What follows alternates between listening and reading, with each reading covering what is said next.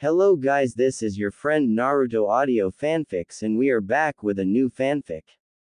Which is what if Naruto the Uchiha's golden fox claimed his harem NarutoxTsunadexJaraiyaxYugitoxKarin, Part 1. And if you enjoy this fanfic then please press the like button and subscribe to my channel for more fanfic like this. And now let's start the fanfic. The Uchiha clan, one of the two most formidable clans in Konohagakure no Sato. It wasn't a secret to anyone that they were one of the two founder clans of the Hidden Leaf Village. Neither was it a secret to anyone that it was one of its founding fathers, belonging to that very clan, that betrayed and attempted to annihilate the very place he nurtured with his own hands. Madara Uchiha. The name alone was enough to instill fear among the hearts of any and every shinobi worth their salt. Anyone who had ever picked up a history book regarding shinobis knew that name. That name was the very definition of power and legacy he had left behind. The power to cave landscapes and mark a whole new valley, just to leave a mark when the man really went all out in his battle prowess.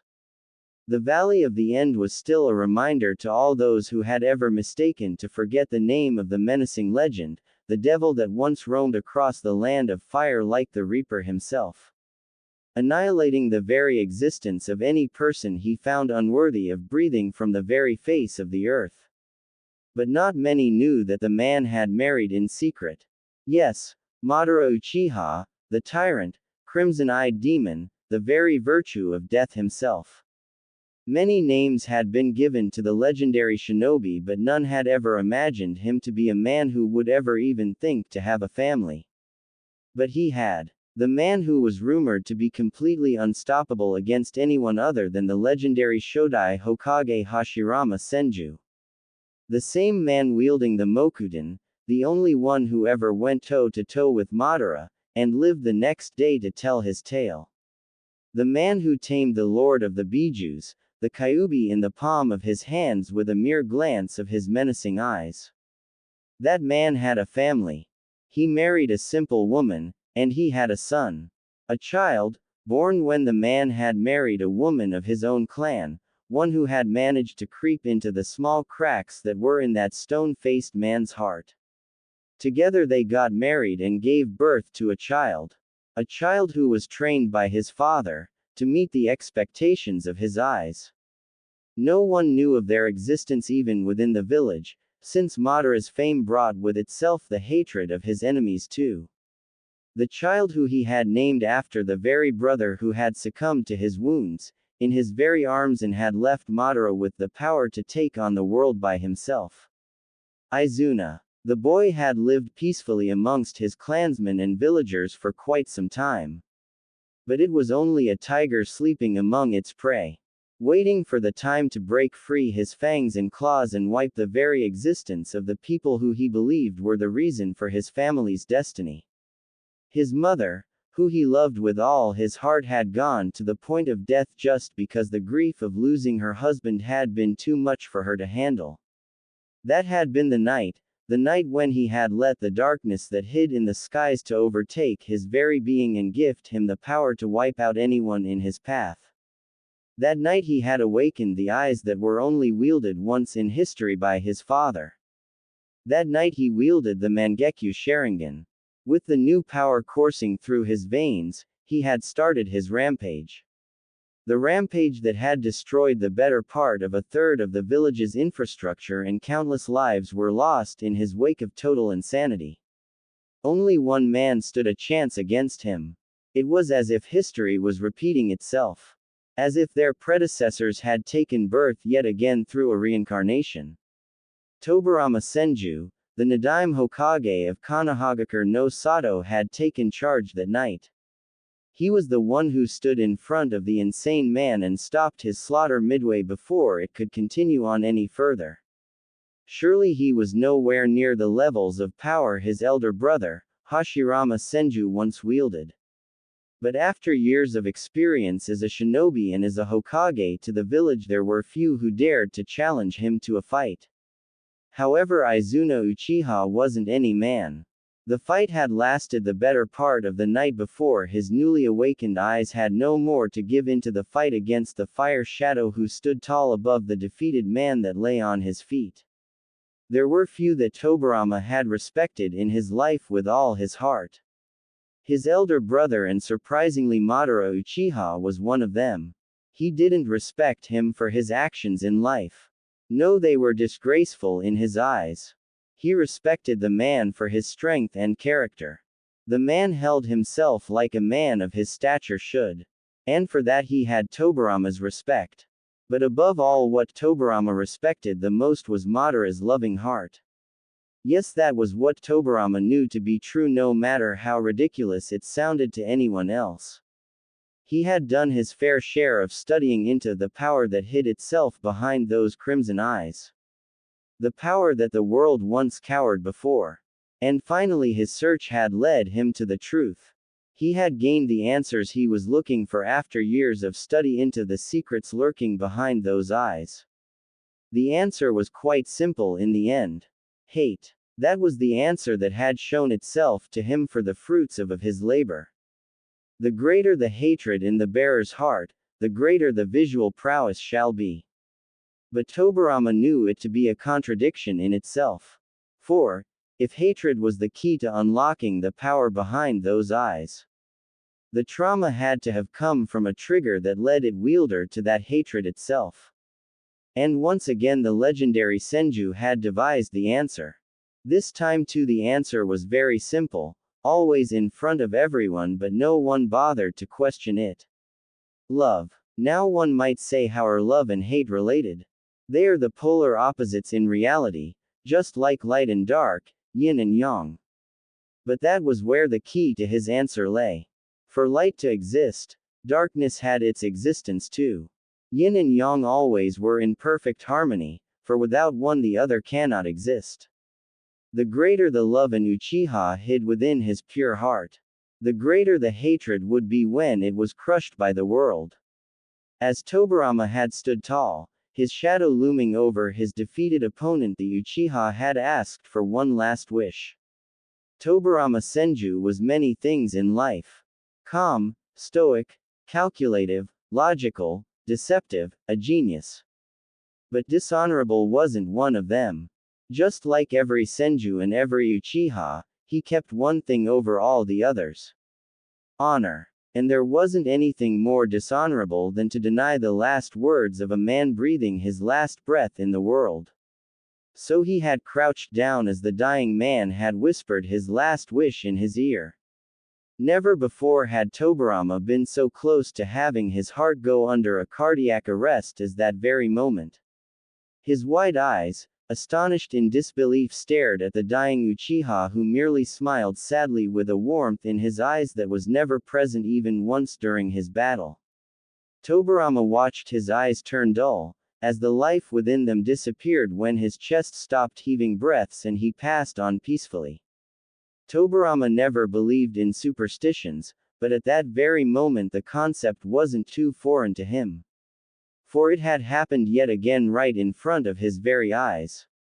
History had repeated itself and he had borne witness to it himself. He crouched down and laid his palm over the man's lifeless onyx eyes. His hand slid down gently and closed the eyelids of the fallen man in respect and regret. For that day, he had made another child an orphan and taken away the shadow of his father from his life. But he had given his word to the dying man, to take care of his legacy in his stead. And he would be damned if he let that promise go to waste. Don't worry, Izuna, your legacy rests safe with me, I promise you. Present time. Kanahagakure no Sato. It was a bright day for the village that claimed to hide itself within its leaves. The sky was filled with spaced clouds, allowing ample free space for the bright shiny sun rays to peer their way through them. The village itself was in as bright a mood as was its weather on that fine day. For, it was a happy week for its inhabitants right now. The Konoha Shinobi Academy had started its enrollment process, just like it did every year ever since its foundation nearly a couple of decades ago. Every citizen of the village, be it shinobi or civilian, was allowed for an admission procedure by the laws laid down by the Shodai Hokage himself. Next, the voice of a chunin sitting on a chair behind a desk spoke into the crowd. Another family with their own little child stepped forward to the table, handing her the slip containing their number in line. Here you go, fill this form and get it submitted to the admissions office by 4 in the evening. Her happy voice instructed the family. She graced the little one sitting on his father's shoulders with a warm smile. He was too excited to notice, his eyes still stuck on the form while she waved his mother when they started walking away. Miss, a soft and small voice spoke up, her thoughts broken instantly by it in a mere second. Her heart warmed at hearing the soft voice, no doubt coming from a prospective academy student. Her eyes landed on the small mop of blonde hair and blue eyes peering over the edge of her table and gazing at her with all the mustard innocence of the world. His hands being the only thing beside his upper half of his head being visible to her that were kept on the edge. He stood on tiptoes and was looking at the woman with a bitten lip hidden under the table. Her smile instantly vanished the moment her eyes laid on him and realization dawned on her for the identification of said voice. Her eyes became icy and narrowed in an accusing glare on the blue-eyed child on the front edge of her table. I want to enroll in the academy too, his innocent and soft voice slipped past his lips. Her eyes narrowed in on the blonde mop of hair even more, making him a little nervous from her cold stare. Is that right? She asked a little coldly, the head of said boy bobbing up and down innocently. Hi, he squeaked softly, making her frown. She looked down on her small pile of forms before looking around to see that all parents had already taken theirs, meaning he was the only one left now. She gave him a half-hearted smile. The boy's nervousness vanished instantly and was replaced by an excited smile. I'm sorry, boy, but all forms have been given out. You were a bit late, she lied smoothly, making his smile vanish instantly off his face. Oh, he whispered, obviously saddened by her remark. She peered up from her work and frowned. She felt a little guilty for doing so, but it was for the greater good in the end.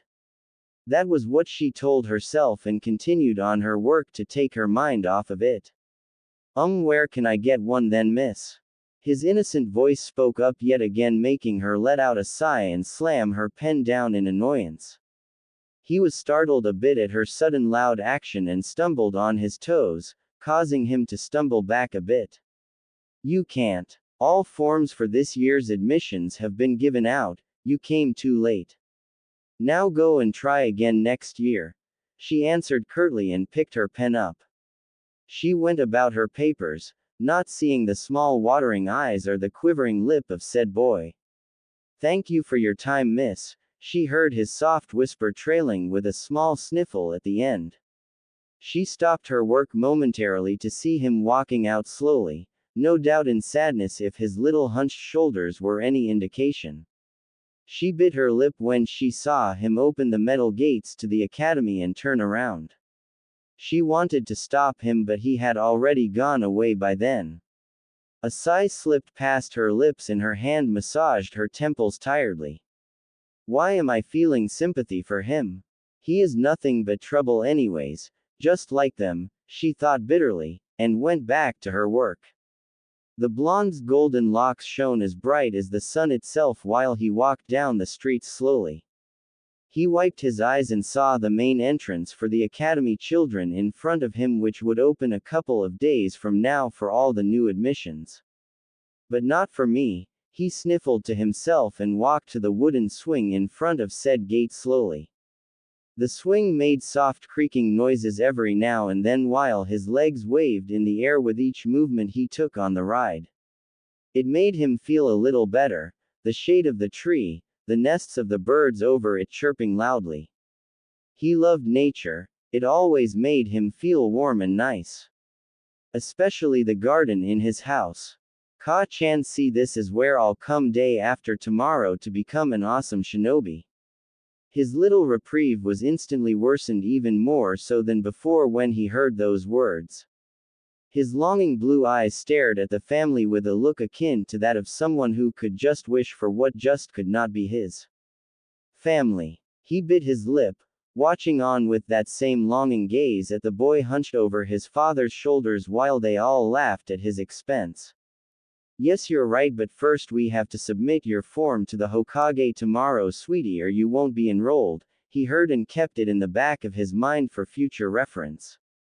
Ka-chan, look, the lady at that office gave me an extra form by mistake, what should I do with it?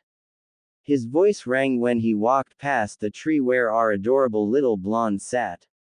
The said blonde's ears perked up and a small spark of hope now lingered on in his eyes. Throw it away, sweetie, it's of no use to you anyways, his mother told him with a soft giggle. The boy did as his mother had told him and threw it over his head without a second thought. The slip of paper flew behind the three in the air and the blonde boy's swing stopped abruptly. His blue eyes narrowed in on the slowly flying piece of paper. Konoha Shinobi Admissions Program. His eyes widened as soon as he read the words on top of the paper and he was off the swing in an instant. His little feet stumbled a little, but he caught his balance and chased the flying paper for dear life. He leaned down between his stumbling and nervous steps, swinging his arms around for failed attempts at catching the paper he needed so much right now. Finally, his fingers stuck on the flying form, his feet slowing down gradually before he was standing in the middle of the empty street all alone, looking at the piece of paper in his little hands with wide eyes. Konoha Shinobi Admissions Program. He read the first line again to reassure himself that he really had one. He bit his lips and clutched the form to his chest as if it was made of gold. His eyes clenched in desperation to believe it really was true. I've got it. I finally have one. Now I can enroll too. He thought to himself and ran back towards his house with a small hop in his little steps. Everyone eyes him coldly, with a look that clearly said, "Are you stupid?"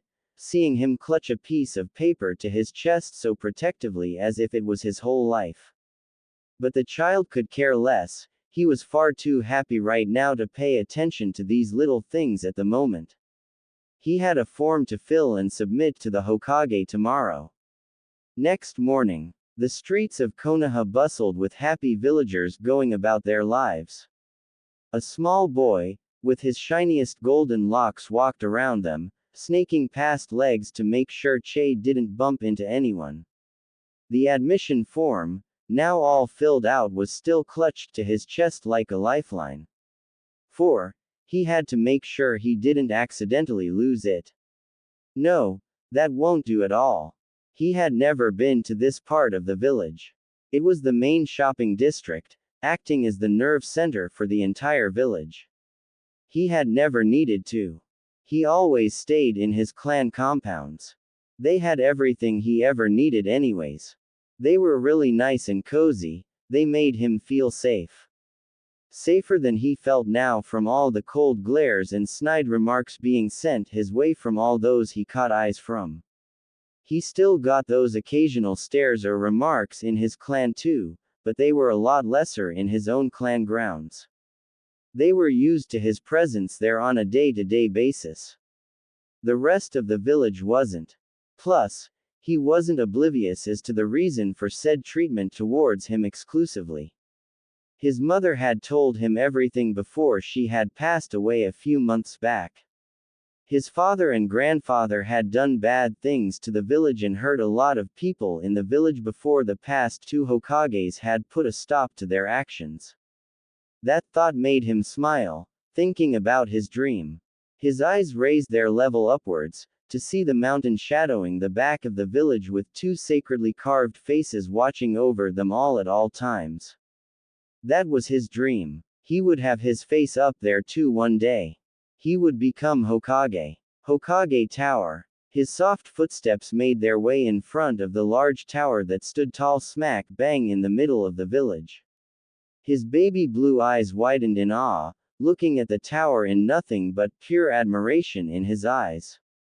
He had never seen such a large tower, and now he was a little sad that he hadn't come here before now. It was so pretty and huge.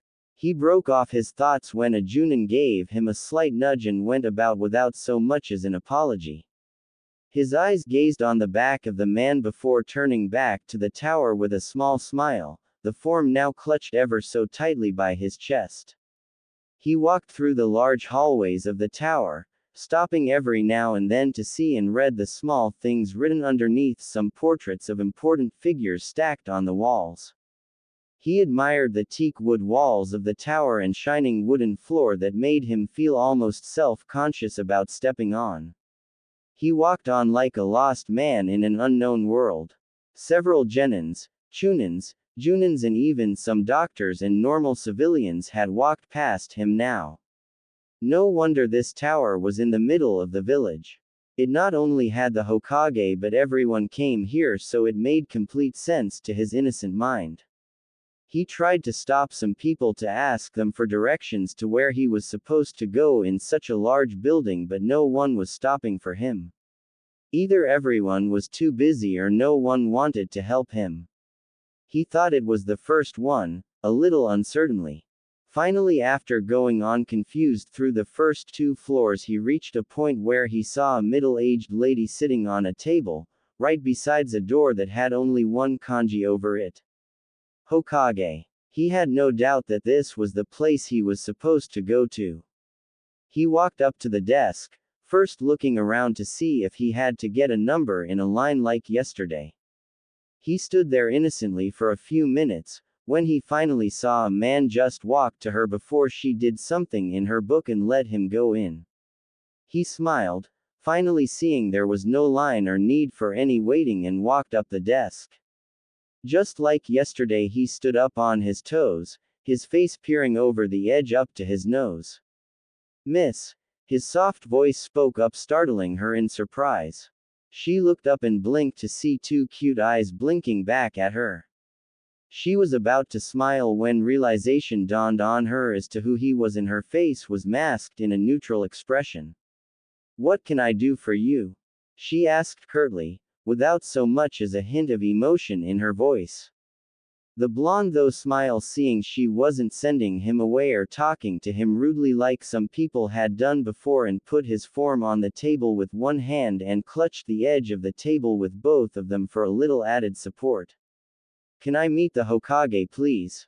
he asked politely in his soft voice, making her crease her eyebrows together in a knit. She had half a mind to tell him off rudely, but she was still on duty, and as her duty stated, she had to treat everyone who came to her equally. Even him. "Not right now. No," she answered in her curt voice and turned her eyes down to the register. The blonde bit his lip softly and nodded nervously. "All right, miss. How long do I have to wait?" he asked, making her look up, this time with a hint of annoyance laced in her eyes. "I told you not right now, didn't I? The Hokage is a very busy man and only entertains people who have made a prior appointment with him." She answered his query as professionally as possible and returned to her work.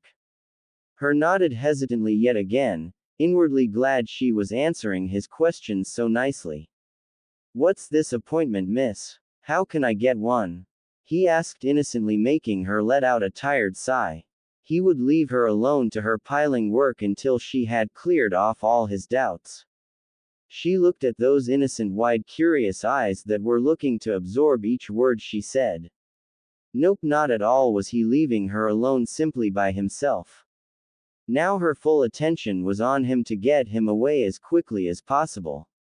An appointment is a fixed time you have to get before you can meet him. He has many people who want to see him and he can't meet with everyone, right? So you get an appointment beforehand to get a meeting with him.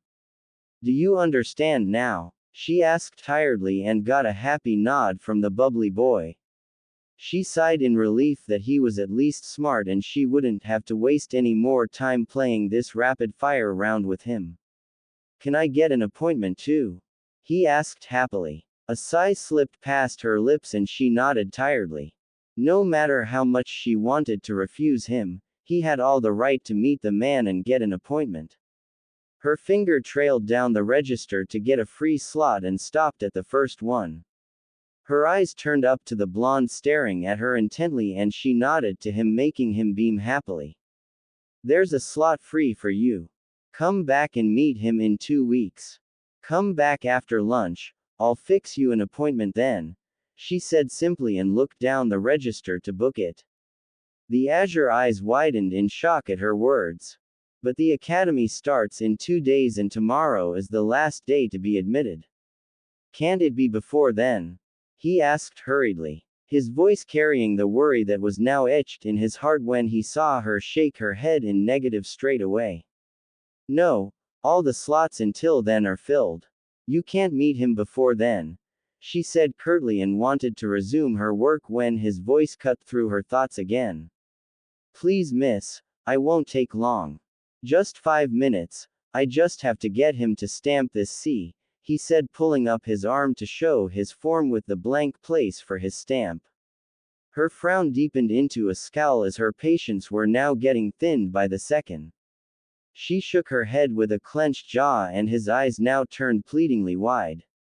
I'll be really quick please, he said softly, but was cut off as the irate receptionist slammed her hands on her desk softly, startling him out of his wits.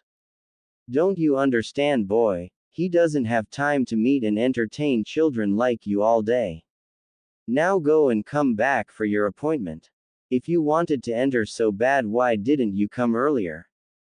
She said in a neutral voice, barely hanging on to her patience and his features visibly saddened at that. I didn't know until yesterday and got my form from a boy who had an extra with him. The academy lady had given out all forms already. Please just a few minutes, he said softly, and the secretary had finally had enough now. Stop your whining, kid, she said rudely, making his eyes widen in surprise. If you wanted to enter so much, then you should have come earlier and get it done like everyone else did. Didn't your parents teach anything about the academy before now? Now go and whine to them and stop disturbing me. I have work to attend to, she said in a tone of finality, and returned back to her work, happy that she didn't get any more whining from that annoying boy. The sound of a soft sniffle reached her ears when she heard his hands slip down from her table and she looked up to see him retreat a couple of steps back.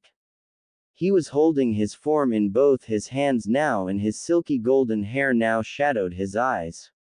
His pained eyes looked at the form while barely holding back a sob. I don't have any parents, miss, he said in such a small voice that she would have missed it had the hallway not been so silent. Her eyes widened in shock when she saw small drops slipping down his cheeks and down on the paper clutched in his tiny hands.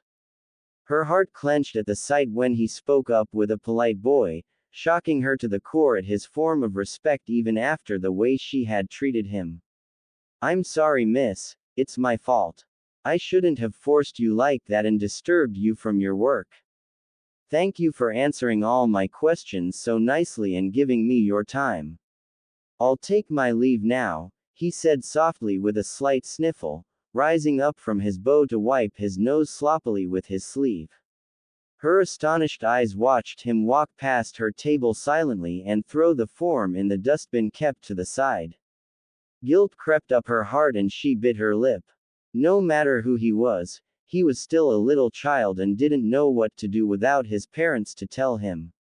She broke her thoughts to call out to him, only to see him already gone and the now empty hallway, making her guilt increase 2 folds. Her train of thoughts went on, unaware of a pair of narrowed stoic amber eyes watching the empty hallway quite intently from the sidelines. Tobarama Senju stood by his door, his arms crossed while he leaned with his back to the wall. He had come out to see what this conversation was about and to get his next set of paperwork that hadn't been brought in, only to catch an earful of the last part of the conversation. Needless to say, with what he heard he wasn't pleased in the slightest. This was his village, and no child should be treated the way that boy had been treated just now. For some matter, the boy seemed a little familiar to him, but he couldn't quite place his finger on it for the life of him. And that annoyed him to no end. He wasn't a man to be left with unanswered questions. Everyone knew that about him. He walked up to the receptionist's desk, who looked back to see who it was tiredly.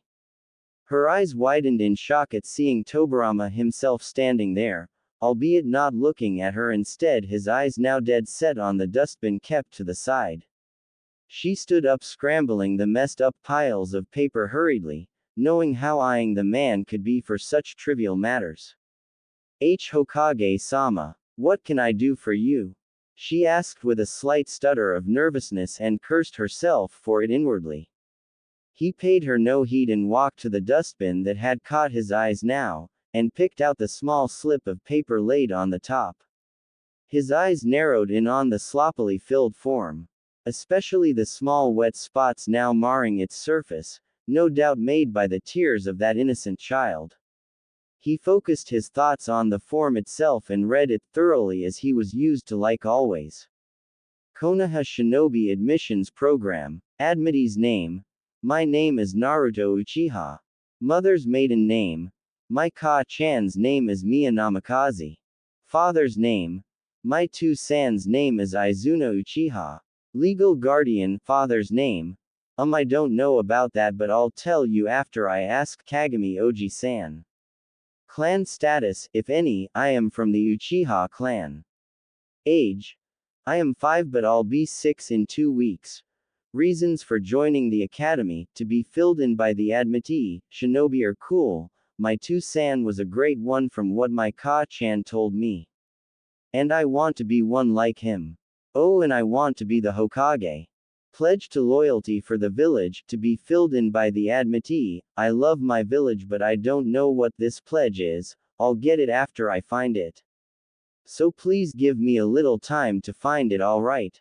Tobirama, the man known for masking his emotions to the utmost across the elemental nations, couldn't help the mall smirk that was now etched on his face while his eyes read past the words in pure curiosity.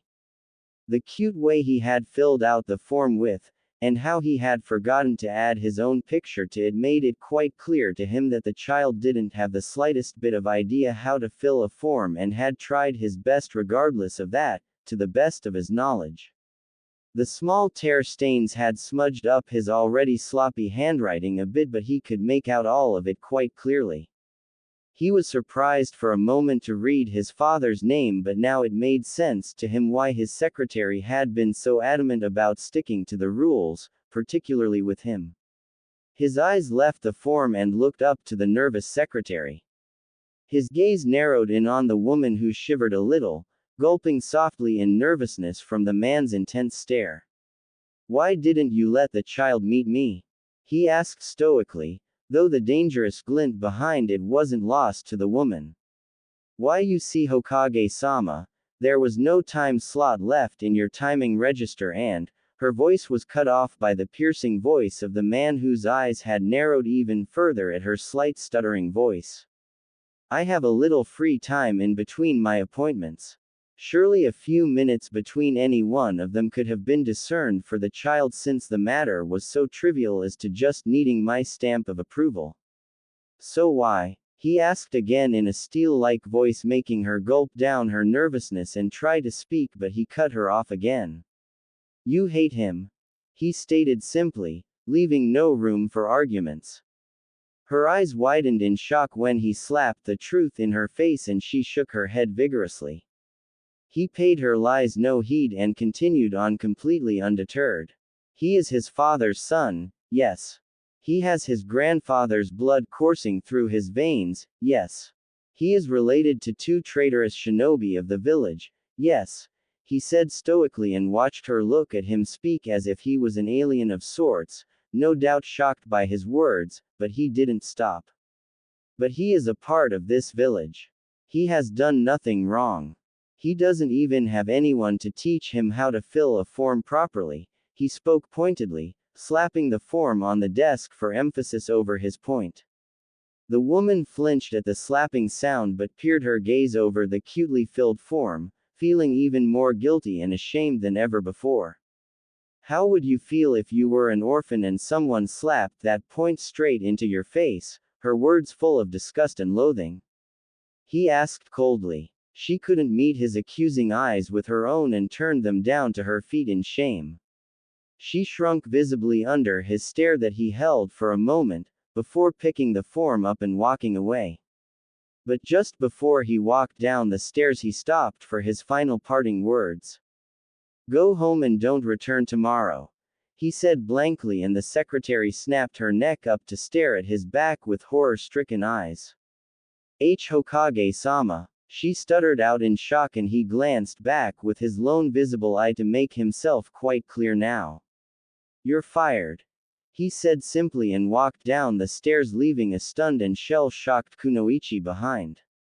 In the village, Tobirama walked through the streets, now a little irritated and annoyed at the new development. His plan to go straight to the boy and meet him to clear of the prior confusion had went completely down the drain. The guards at the Uchiha clan compound's gates had notified him that he had left the compounds in the morning but hadn't returned as of yet. He would have used his sensory abilities had he memorized his chakra signature at first sight. But he hadn't done so. So here he was doing the searching in the old-fashioned way. "Have you seen a 6-year-old blonde-haired, blue-eyes boy around here?" he asked, stopping by a stunned vendor who shook his head nervously. Not having words to see the emotionless Hokage asking him such a weird question. He let out a sigh and walked away, asking himself why he wasn't having an Anbu search for the boy. But he already knew the answer as to why. Pride. It would hurt his pride that he, a Senju clan head, the current Hokage and probably the strongest shinobi in the Land of Fire, couldn't find a 6-year-old boy by himself. Plus, it was better than being stuck all day in the office, rummaging about his paperwork. That surely must be the bane of all Kage. I could already feel my skills dulling if I neglect my training in favor of all that in a few months more. He sighed tiredly and stopped at another vendor near the edge of the village towards the Hokage Mountains. "Have you seen a 6-year-old blonde-haired, blue-eyes boy around here?" he asked yet again, and this time relief washed across his heart when he got a nod from the man. Frankly, he felt quite stupid to find him like this. But it felt nice for a change to interact with people normally again. Only now did he realize how right Kagami really was. He had told him that he was far too engrossed these days in his work. And now he was agreeing, seeing how much of it was true. He walked up the mountain in thought, not realizing when he had peered past the monument and towards the back clearing of it. Mew. A soft mewling sound reached his ears, making them perk up instantly. So there were signs of life here after all. He walked into the bushes and followed the soft purring and mewling sounds to their source. "Kiara, come on, you have to eat this too." A soft voice, no doubt a young child, was admonishing someone called Kiara for something concerning food. He spread the last bush into the clearing by his hands and peeked in to see the same mop of blonde hair he had been looking for so long sitting there with a small white cub in his arms. Well, that was the source of the mews and purrs, he deducted logically. His foot accidentally stepped on a twig, making a small cracking voice. He rose an eyebrow when he saw the blonde child in front of him perk up and scoot back instantly. He was completely on guard with the cub now wrapped up protectively in his arms. Me www. He tried to muffle her mewls but couldn't stop from giggling when the cub was licking his cheek softly, much to his protests. Tobirama once more had to smirk at the adorable scene in front of him. Though his amber eyes narrowed in on the cub when he saw something out of place with it. His eyes widened momentarily and he realized what was wrong truly in the first place. That is no ordinary kitten, it's a white tiger cub. He drawled on in his mind and saw the boy curl the cub in his arms into a little ball of fur and now completely out of his eyes. "Please don't take her from here, she lives here and I take care of her," he said in a guarded voice, once more surprising the ever-stoic Senju. So he knows the cub does not belong here, yet he takes care of it and keeps it hidden from everyone. Smart for his age, no doubt about that, he concluded and stepped out of the bush, dusting his clothes gently. Tobirama crouched down on one knee in front of the boy who was now rocking the cub a little to calm her down. Tobirama was quite surprised that a cub of a species such as his own had taken a liking to a human child, no less. His eyes met the boy's baby blue ones that were still guarded and completely defiant, making him a bit proud at his protective nature. "I'm not her to take the cub, child," he stated blankly and watched the boy blink innocently before nodding and relaxing completely. Though it is rather easy to convince him otherwise, he deduced silently and watched the boy smile and settle the ball of fur over his lap. The cub curled up in a small ball and let out a cure yawn, her ears twitching cutely at that moment. Tobirama watched the boy brush her back and get small purrs out of her and couldn't help but be surprised at how comfortable the cub was around him. "Why are you here, mister?" He heard the innocent question of the blonde and gave him a curt nod of acknowledgement.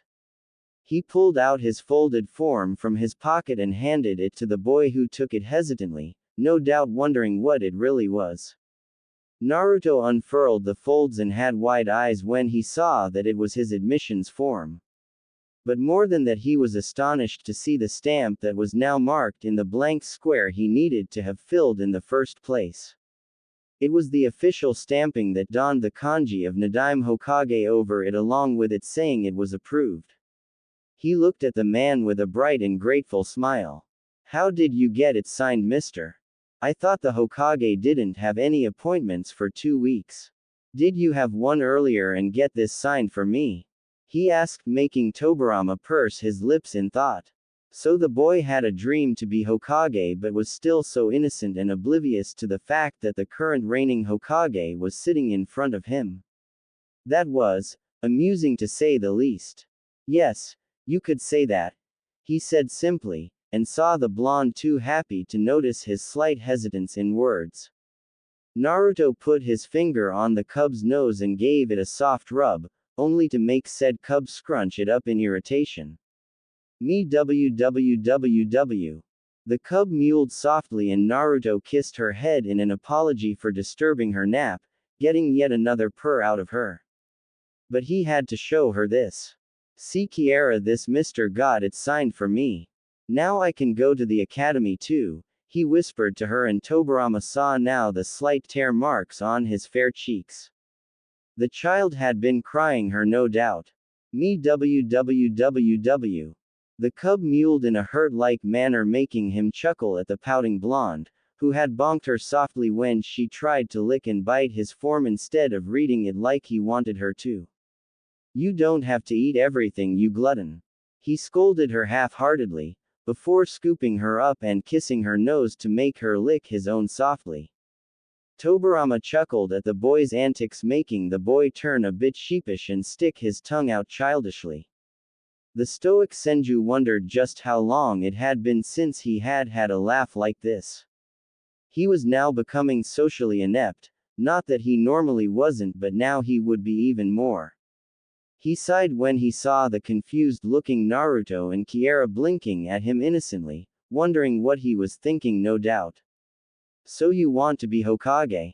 he asked, to take their minds of his behavior, and saw him look at him surprised before looking down at his form and then back at him with a small smile, and nodded happily.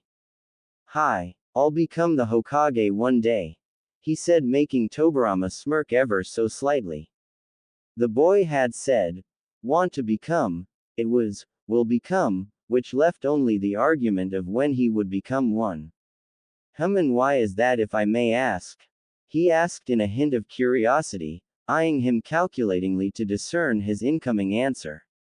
"Because my Ka-chan told me how awesome they were," he said happily, making his eyebrow shoot up in surprise. Now this was a new one, he mused, and urged him to go on. This he would like to hear. "She said that he is the strongest shinobi in our lands, one who each one every other respects and our enemies fear." He looks after each and everyone regardless of who they are.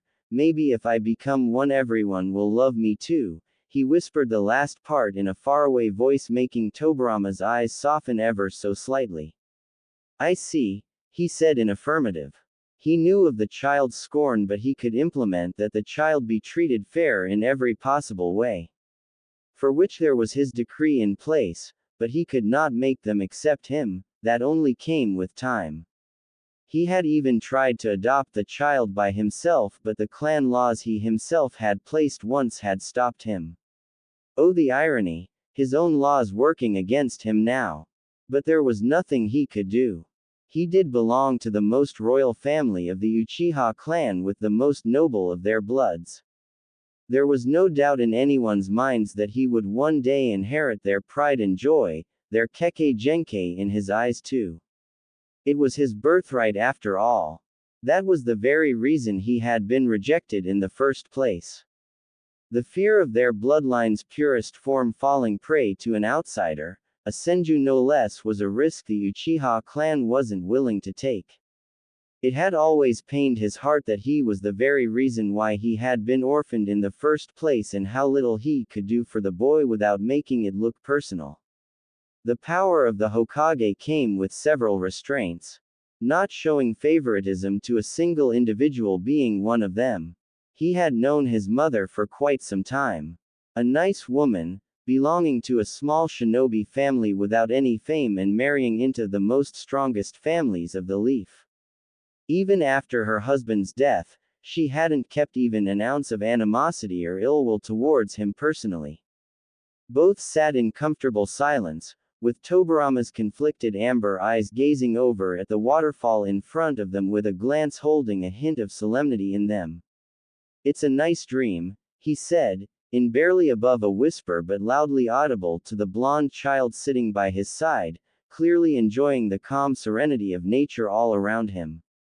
Now I can go to the academy and become a shinobi, then one day I'll be Hokage, the first Uchiha to be one, believe it. Tobirama watched the child in fascination. Never before had he seen a child belonging to the Uchiha clan proclaim the dream to lead their village and become acknowledged by everyone with such fire and passion.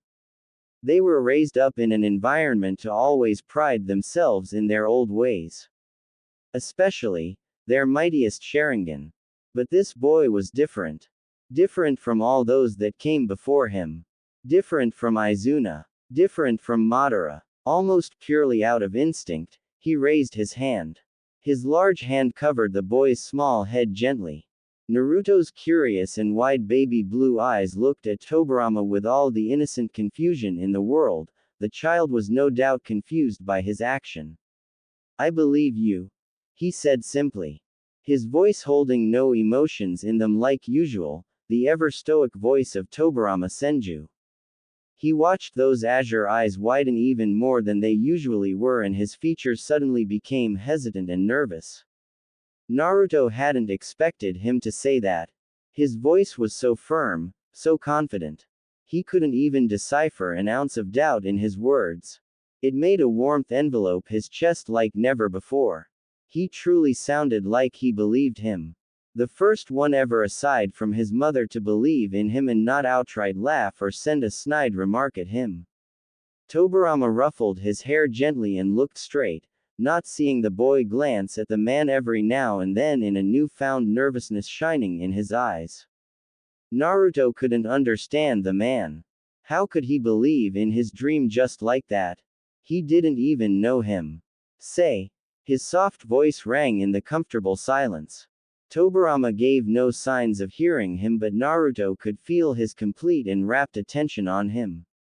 The man by his side was so mysterious.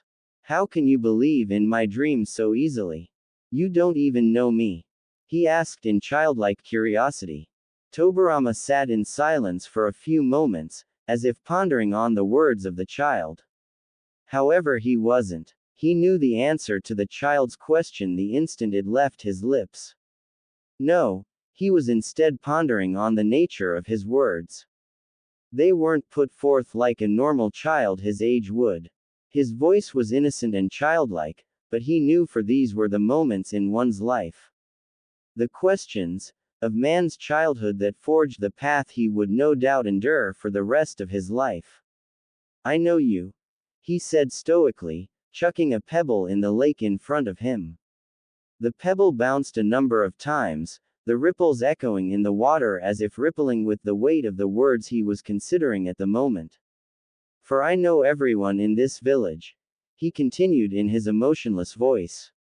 For some reason, Naruto could feel the happiness the man no doubt felt as he was uttering each and every word even though his face portrayed none.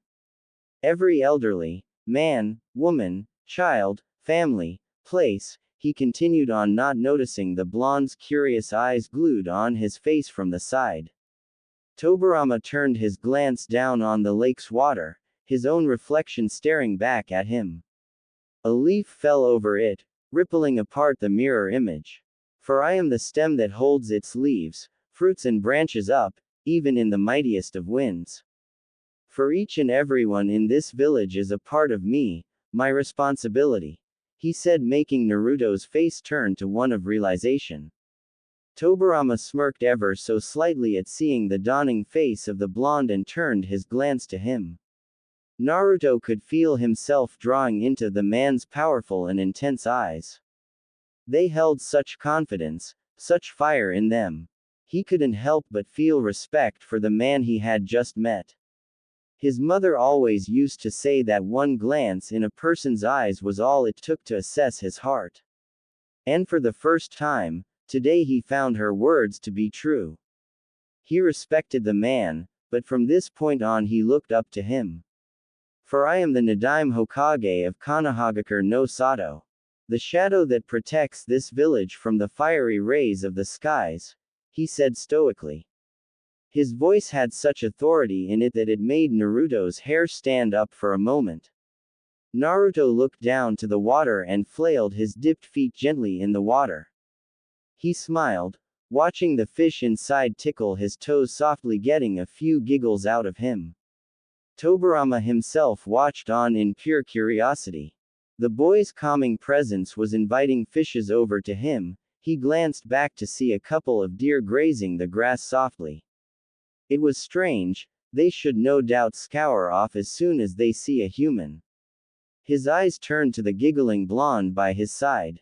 His eyes softened momentarily, the boy's innocence was contagious. He was so naive yet content with all that he had. But that didn't stop him from dreaming for more. That was the drive that intrigued Tobirama to the boy. For, at that moment he wished himself that the boy would stay true to his words and one day come to him for his position. For the time being though, Kya, the blonde yelped and fell down into the lake with a small splash. Tobirama retracted his hand from where the blonde once used to be and looked at the dripping boy glaring at him heatedly.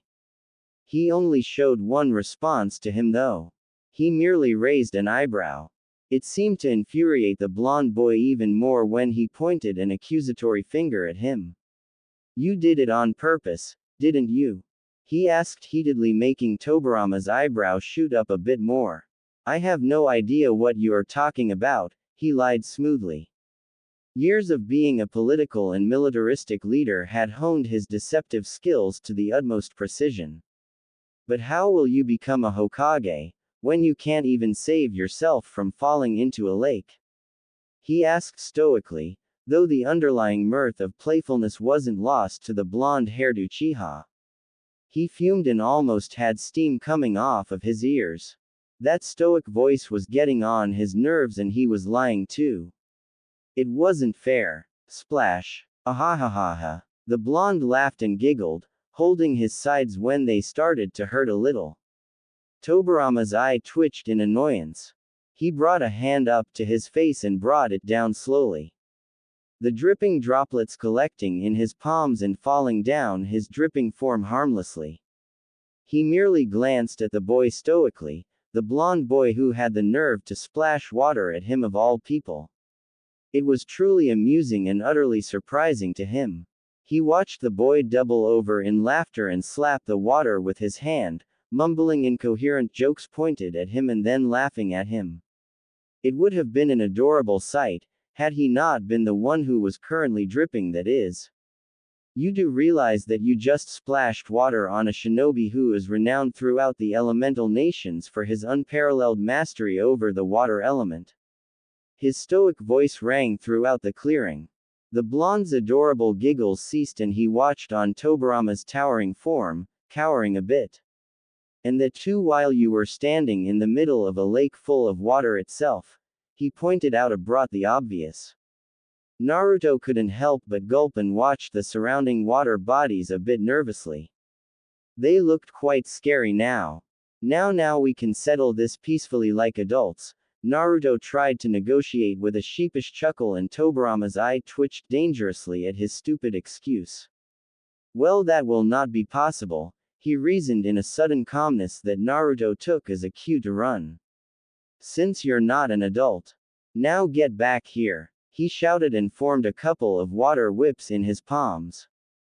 The blonde yelped and ran throughout the clearing, trying to pry off those dangerous-looking whips with skillful and last-moment dodges. Tobarama took this time of playful banter to realize how honed his agile instincts really were as he tried to press on slowly a little by little to see and gauge the limits of the blonde that had piqued his interest a bit. Mito Uzumaki, the heiress to the great Uzumaki clan and the sealing mistress herself, was walking in the fields with a baffled look marring her beautiful face, regardless of her age. She had tried to go and find Tobarama, since Tsunade had to start her academy tomorrow and had picked the house over her head to go shopping for her dress and equipment with her Oji-san and Boss-san. The first place she had looked into was the first place anyone would go to find the ever-stoic Senju these days. The Hokage Tower. But what surprised her truly was that rather than finding him there wasn't a trace of life near his office. The secretary wasn't there to be seen and Tobarama's desk was unkempt with half-filled paperwork stacks. Now this intrigued her. For a man who was hell-bent on getting everything perfect, his table had surprised her. She wondered what had come over him to leave so abruptly like that. But there was no trace across the tower for the man. So finally, she had given up and resorted to desperate measures. Her special ability, negative emotion sensing, had kicked in at that moment. She was renowned for her sensing ability as the strongest sensor in the world for quite some time now and was surprised when her senses led her straight towards the back clearing of the Hokage monuments. Whip kya! She heard a soft yelp followed by what seemed like chasing footsteps. She pushed the bushes away. After following those strange sounds to their source and her violet orbs widened in shock at what she saw. Hey, come on. Now we're square. Both of us are wet and you hit me once too. The blonde yelped, dodging another whip while Tobarama was having the time of his life. It had been so long when he had cut loose and he couldn't even remember when he had joined in on some childish antics like this one today. Why don't you stop running? Asked Tobarama following the sprinting blonde who picked the small sleeping cub up in his arms and rolled to the side effortlessly for another dodge. Will you stop then? He asked, his breathing a bit erratic now and his voice pretty hopeful. He hadn't intended to piss the man off so much. No, Tobarama said, and Naruto's mouth opened and closed at his honest reply wordlessly, completely baffled in confusion. Tobarama wanted to assess his stamina a bit too, plus, not that he would admit it to anyone. This was a little fun. Oh, come on. He shouted and jumped aside from another whip when his azure eyes caught the stare of the baffled violet ones and a plan formed in his head, making him smirk. Mito stood there, staring at the scene in front of her in utter disbelief. Never had she thought in so many years that she would see Tobarama Senju acting so childishly as if he was his elder brother. Her thoughts were broken off when a golden blur barreled straight into her waist and a small pair of arms slid around her hips tightly. She looked down and her motherly instincts kicked in, wrapping her own arms around the little boy's head and brushing his hair gently. Hey, what's wrong, little one? She asked in a gentle motherly voice, and her heart twisted when she saw those doe-looking puppy dog eyes that were shimmering a little with unshed tears. Coupled with their usual shine and beautiful color, well, needless to say, the charm worked perfectly. "Miss, that scary man is chasing me and hurting me. Please help me." He faked a soft sniffle between his words, and Mito's eyes turned murderous. Her reasoning capabilities went out the window as soon as she heard that soft sniffle, coupled with those adorable eyes and killing intent, washed over the fields while she brought his face close into her stomach. Tobirama, unaware of it all, was wondering where the boy had sprinted off to when he felt a humongous amount of killing intent from behind him, making him shiver. He suddenly had a feeling of foreboding, which proved to be quite effective in this case, as an adamantine chain wrapped around his stomach and reeled him back quickly like a rag doll. His confused amber eyes stared into the murderous violet orbs of his sister-in-law in utter confusion. He couldn't get why she was so angry, and for that matter why he was hanging upside down in mid-air while his ankle had a chakra chain wrapped around it. He turned his head up, which was down in Mito's eyes, and his eyes widened a little when he realized what had happened and how much trouble he was in right now. The blonde giggled softly in Mito's arms, who was gushing inwardly, thinking he was feeling ticklish from her strokes, and not seeing him stick out his tongue at Tobirama and mouth some words that made Tobirama give him a death glare.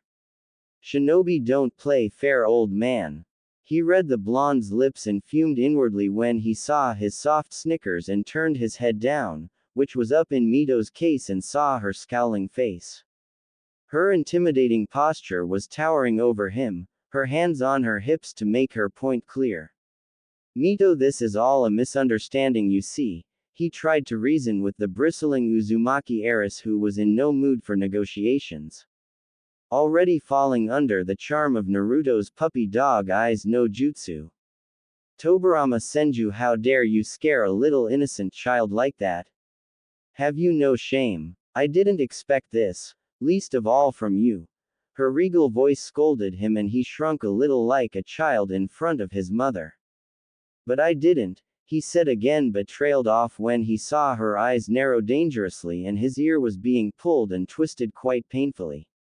"Now listen here, big man, if I find you chasing innocent children and scaring them like that again," she trailed off, and he gulped, seeing her silent threat, nodding furiously. He sweat dropped a moment later. Wasn't he a Hokage and the strongest shinobi in the world right now? To be scolded by a woman, being held upside down at that, was a great wound to his pride. Especially in front of the blonde, who was barely stifling his giggles and watching the scene in amusement. Tobirama threw him a betrayed glare when he was dropped face first into the ground unceremoniously. His body twitched a couple of times comically, and Mito's eyes turned to the blonde, who was hiding in her embrace snuggling happily, and they softened instantly. "There, no one will trouble you like that again, all right?" she asked, and he nodded ever so innocently with a grateful smile. He smiled at the nice woman and nodded happily. She had a calming aura that made him smile and go to her almost instantly.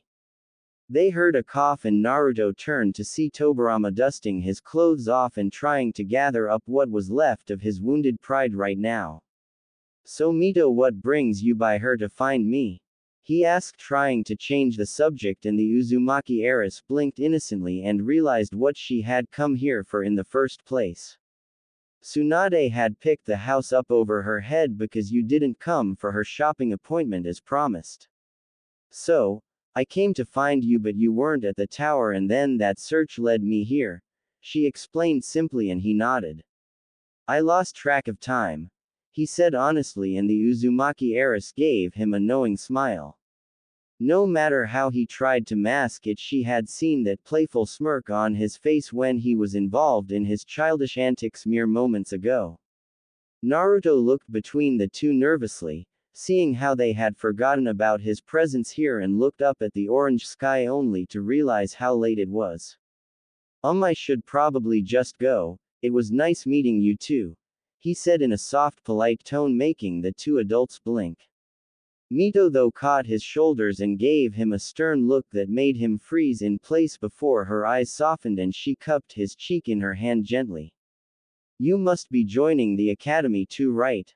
She asked softly and he nodded, blushing a bit in embarrassment at how she treated him so kindly. He wasn't used to this behavior with everyone almost always giving him the cold shoulder.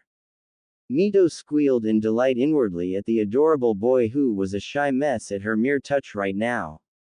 He was so cute. She turned her eyes to Tobirama who had his arms crossed and was looking at the scene in fascination as if it was a movie for him to enjoy. Tobirama, since you have missed your spree with Tsunade already, why don't we take this adorable thing with us to make up for lost time?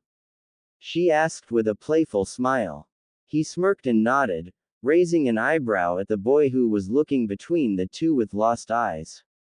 Of course, he is in need of new clothes and equipment for the academy too, he said, nodding in affirmative. Naruto's eyes widened and Mito watched him squirm nervously. What's the matter? She asked him in a gentle voice and looked to see his adorable wide eyes looking at her apologetically. You don't have to. I mean, I have clothes already in my house, he said softly, trying to make them see his point that he didn't really want them to see. Both elders glanced at each other in confusion before turning back to the nervous blonde. Then you must need books and scrolls, right? I mean, you can't have those since the curriculum is revised almost every year by Tobirama. She asked him and he bit his lip and said nothing. The two elders were quite curious at his strange actions now. Mito knew who he was. There weren't many blondes who donned the Uchiha symbol proudly on their shoulders. She knew who he was, the only outcast Uchiha in the village. And she, for the life of her, couldn't see how people could ostracize such an adorable thing in front of them so cruelly. How much are they? He asked softly. Both of their eyes widened a little and they knew now what he was so nervous about. The Uchiha clan, as compensation for the actions of their clan head, had to pay off all the costs for the damages caused during the rampage of the boy's father. As such, the clan elders had seized the amount from the head family's funds, taking a huge chunk off from their fortune. No one knew what happened to the rest after his mother's death. But Tobirama did. Not for what had become of the rest of the family's fortunes, that were still a mystery in themselves as to how large they truly were and what became of them. But he knew of the boy's plight and the reason of his current nervousness. He had come to know it through the now clan elder and his ex-subordinate Kagami Uchiha. The man had tried as much as he could to make the boy's life comfortable but hadn't been able to do much despite that. A lone man against the rest of the clan's despise, he couldn't do much no matter how much he had wanted to. But the clan still had to uphold its honor as the oldest and noblest of them all, and as such according to the ancient traditions of Uchiha Orphan Children Fund. The clan gave the boy a fixed sum of money as set by the elders of that time each month until he was old enough to take care of himself, thereby by considered an adult, or had a stable income source in his life. Whichever condition was fulfilled first. And that in itself was where the problem lay. The Uchiha clan's traditional laws hadn't been updated since a long time and the amount was a sum set decades ago, therefore not enough for a proper and comfortable living in this day and time. Now that wasn't usually a problem for the orphan child since the Uchihas had their own shopping districts and way of life. Their clan members could be said as one of the most caring and protective of all the clans. As funny as it sounded, it was true. The children who had been orphaned due to some reason would get huge cuts in prices and discounts all over the things they purchased, to the point of getting some things free in their clan compounds, therefore nullifying the need for any extra money other than that old fixed stipend. But Naruto wasn't a simple orphan. No one cared if he lived or died.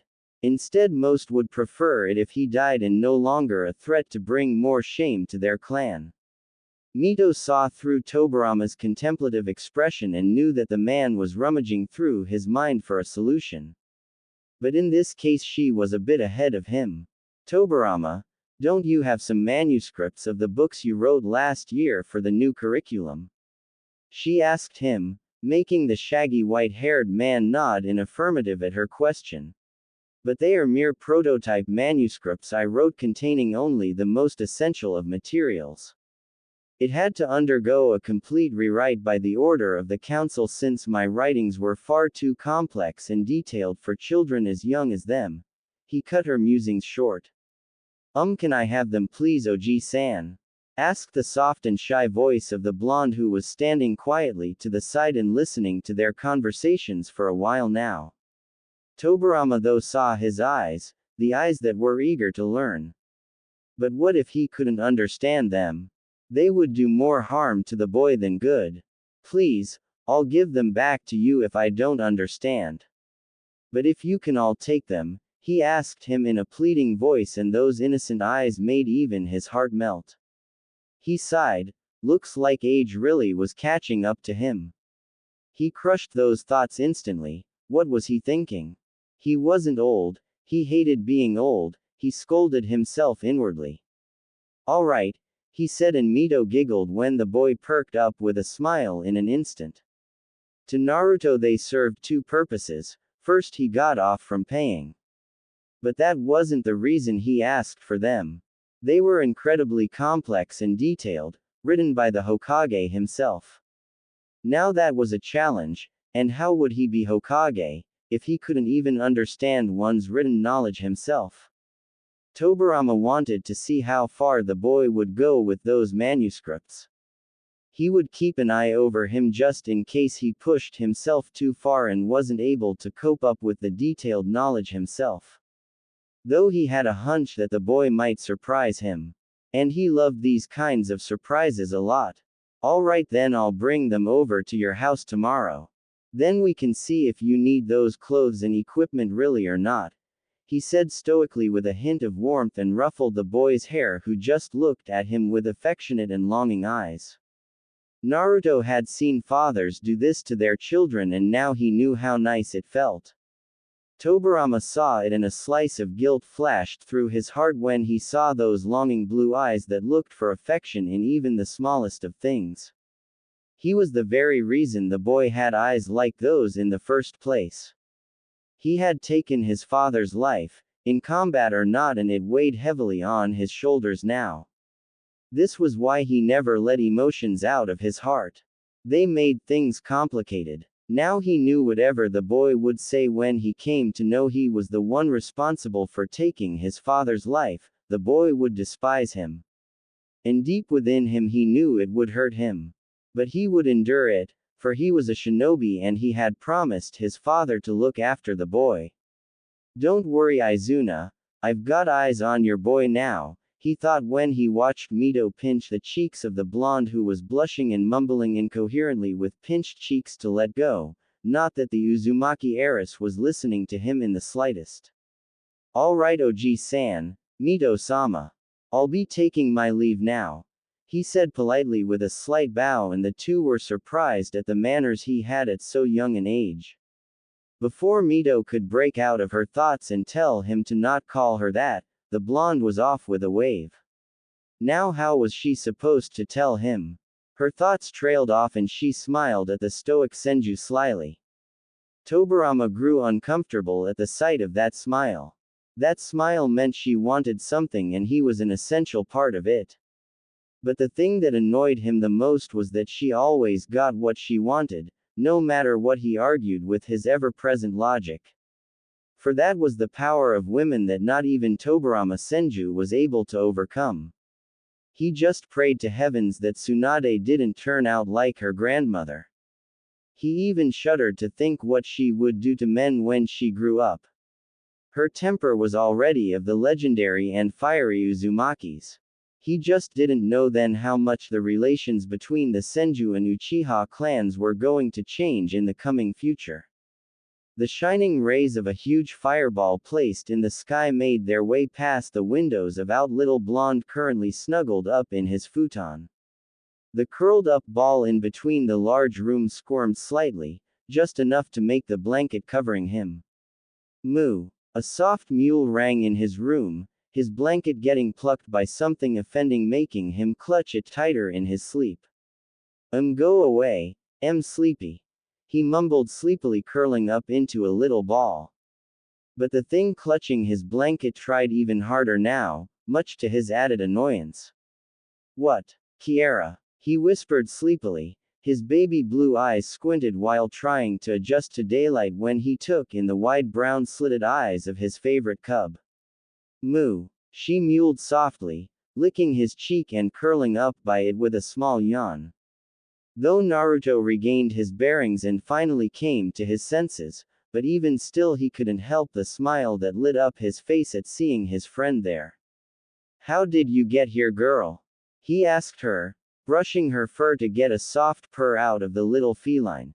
You shouldn't be here, Kiera. It might make me get into trouble and they'll send you away into some guarded place, he whispered in a cautious tone, but didn't get anything more than a small twitch of her whiskers when he kissed her cheek softly. He let out a sigh. She must have followed him back yesterday or somehow found out where he lived, but he couldn't do anything about it now. He himself had been wanting to take her home now that she was getting bigger and a lot playful to hide in the hidden clearings behind the mountains any longer. So it was all for the better, at least for now. He sat up, scooping the ball of fur in his arms, who didn't feel much like resisting from the friendly touch she had gotten used to. The blonde boy walked downstairs to his dining room, straight for the fridge, and put the small cub on the table, who was watching her unofficial master quite curiously. He filled up a bowl with the half carton of milk he had and placed it on the table, much to the joy of the little furry thing, who had dug in as soon as the bowl touched the wooden surface. He sat down on the table, his chin on his arm, only to look at his lone friend fondly lapping up her milk. His finger rubbed her nose, making her mew in a hurt voice at being disturbed during her meal. He laughed though when she licked off the small droplet of milk on his finger while she was at it, getting herself a small bonk on her head. Glutton, he whispered playfully, seeing the cub mewling in a hurt voice, and he was glad she was here now. At least his house wouldn't be as lonely as before. He himself cut off a small piece from a loaf of bread and started on frying a couple of eggs, feeling a small nudge on his ankle. He looked down only to see the pleading eyes of Kiera looking at him innocently, no doubt hungry from the fresh smell of frying eggs, making him smile. He cut off a small piece of his omelet and threw it down, which was eaten before Naruto could even realize, and watched the ball of fur nuzzle against his leg, no doubt quite content now. You're going to run me dry like this, you gluttonous cat, he said playfully, much to the confusion of the cub, who just went up onto his lap while he enjoyed his meal in silence. His eyes glanced at the clock to see it was almost 9 now, and he rose an eyebrow, remembering he was going to have some guests over today, and grinned. He picked the yawning cub up in his arms, instantly hopping upstairs into the bathroom. All right, Kiera, time to get you cleaned up, girl, he said, getting a yawn out of the cub, who was still quite sleepy and clearly wasn't expecting what came next. Splash. Moo. The cub mewed in horror when he had thrown her into the warm water of the tub and looked at him with hurt eyes when he stepped in a moment later after getting undressed himself. Now, we'll have none of that. You're going to have to be clean so you don't ruin things in the house, girl. He admonished the cub, who enjoyed getting herself rubbed with a little bubbly shampoo massage as was felt by her purrs. The joyful bath ended when the water was cold and he drained the tub, coming out with a little cub wrapped up in a towel and being brushed off the water with some muffle mules. He let the dry fur ball out of his grasp, who jumped down and shook her body expertly to dry herself off, and ran up to the small folded mattress by the side cupboard that was open and found herself a new spot to sleep. Naruto just shook his head at the lazy cub with a smile and went on to the closet himself, sliding it open to see rows of clothes stacked up neatly, ranging from all sizes and colors. Naruto smiled and took out his blue shirt with a little Uchiha symbol on the bottom right corner in the front and put on some black pants while running his hand through his silky locks. Knock knock. Naruto was surprised at hearing the knock so early. Surely Tobirama wouldn't be coming this early in the morning. Right. He ran down the stairs and opened the door with a polite bow. Welcome to the Uchiha residence. He spoke up politely only to get his hair ruffled playfully. Now no need to be so formal with your Ji-chan now is there. The playful voice of Kagami Uchiha said, making him grin and step aside to let the man in. Kagami made his beeline straight to the living room and sat down on the couch, smiling at the boy who offered him a glass of water. So, I heard you came looking for me back at the Uchiha clan office. He asked, getting a happy nod from the boy. He already did have a hunch as to why the boy would have wanted to meet him. I guess you came to me regarding your admissions to the academy, nay? He asked and got an instant nod from the boy.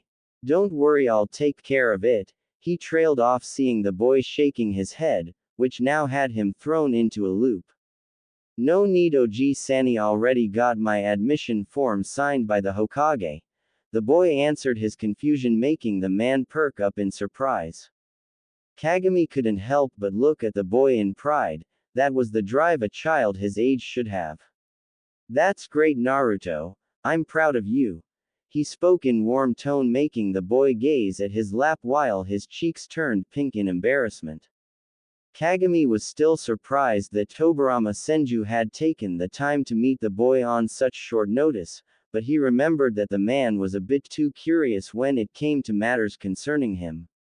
He rose an eyebrow when he saw the boy perk up, as if he had remembered something important, and he was all ears for the kid he considered his nephew in all but blood. Tobirama Ji-chan is great too, Oji-san. He is so fun and so cool. He even brought me my signed form to the back of the Hokage monument himself and played with me a little, he said, making Kagami frown a bit. Now that didn't sound the least bit like his sensei. Tobirama Senju, playing with a 6-year-old child, the idea was laughable in itself to him. Naruto, you're sure you went to the Hokage, right? He asked suspiciously and a bit worriedly so as to not hurt his happy demeanor in the slightest. The boy blinked innocently and pulled the form out of the side drawer to show him the proof. Of course I did. See, he stamped this, he said, handing the man the folded form. Kagami unfurled the paper, raising an eyebrow at the amount of mistakes and the adorable way his nephew had filled the form out. It didn't even have a photograph on it for Kami's sake, but sure enough there, in the bottom right corner, dawned the official stamp of the Nadaime Hokage along with his signature of approval for enrollment into the academy year. How his sensei, the man who prided in perfection in even the most minute of things, had let this form slide, he would never know. But he had. See, it's his sign right, plus I see him daily on the monument too, you know, the boy said with a pout, making Kagami chuckle and nod. He handed the boy his form back, which was put back in its haven with the utmost care by our little blonde boy. Then Kagami's mind wandered back to another point that might need looking into by him personally. Do you need some money for buying the books and starting stuff for the academy? He asked him, making the boy look down at his lap and shake his head. Kagami's smile slipped, seeing his state of sadness. He knew the boy never really liked asking him for money, and won't come to him for it unless it was absolutely necessary. It was one of the things he absolutely loved about the boy, yet it made his worries increase for him all the more. But once again the boy perked up, surprising him for the second time with a wide smile when he shook his head, much to the elder Uchiha's confusion. Tobirama Ji-chan is going to let me borrow some of his spare books and scrolls. He is going to bring them by today, isn't it awesome, Oji-san? He asked happily, and now Kagami's mind was spinning. What the hell did that boy do to my sensei? was all he could think of, and nodded dumbly, seeing the boy grin his goofy grin. Though he couldn't help but feel happy at the joyful expression on the kid's face. Looks like my boy has it all figured out already on his own. You really are growing big, my boy, he said in a warm tone, making Naruto nod happily. He stood up to take his leave, Naruto doing the same out of courtesy, and walked him to the door. Alright then, do really well at the academy and make me and our clan proud, Naruto. We are called the elites and the best of this village for a reason. Always remember your Uchiha heritage and be proud of it, alright? He said sternly, and Naruto smiled and nodded proudly. Hi. Just you see, I'll ace the academy.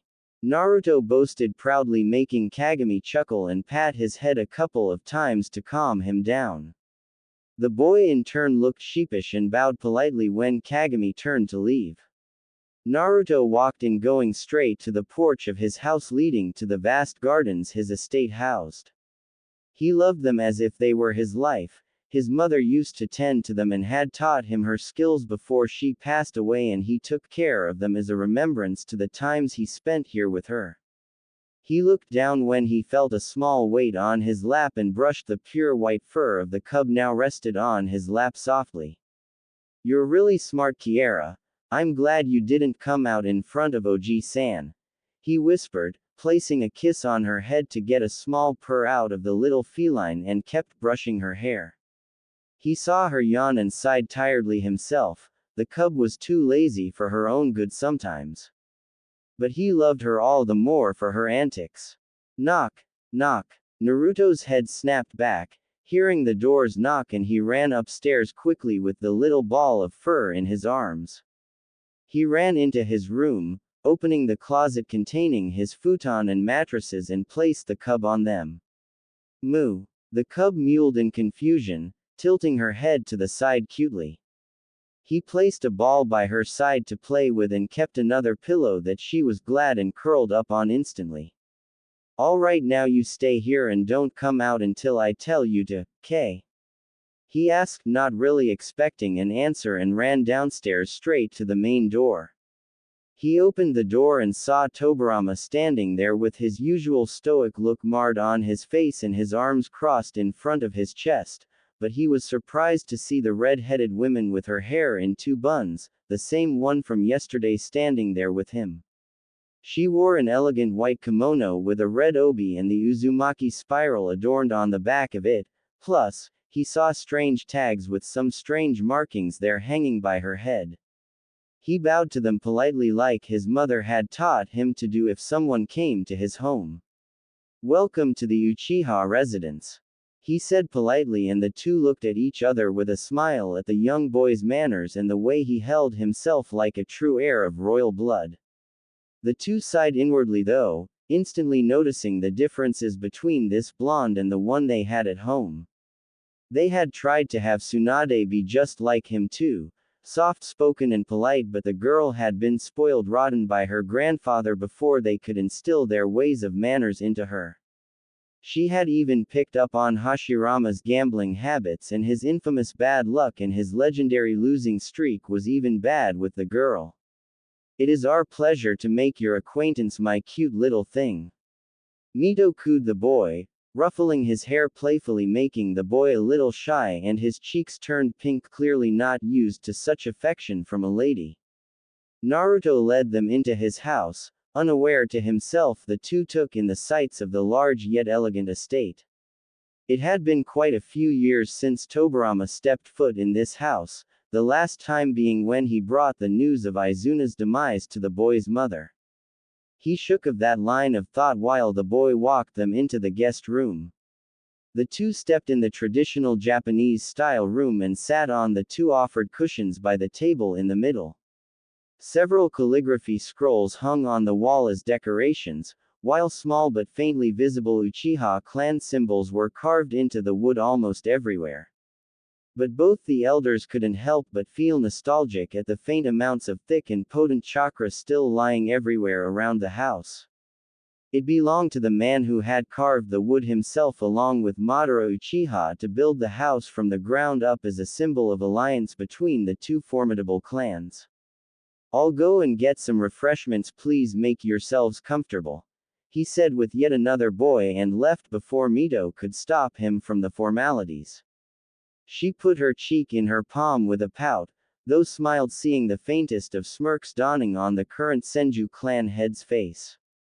The boy certainly is full of surprises, he holds himself like a true heir of royal blood should, and his house has been well taken care of. Tobirama's stoic voice said with a hint of pride in his voice.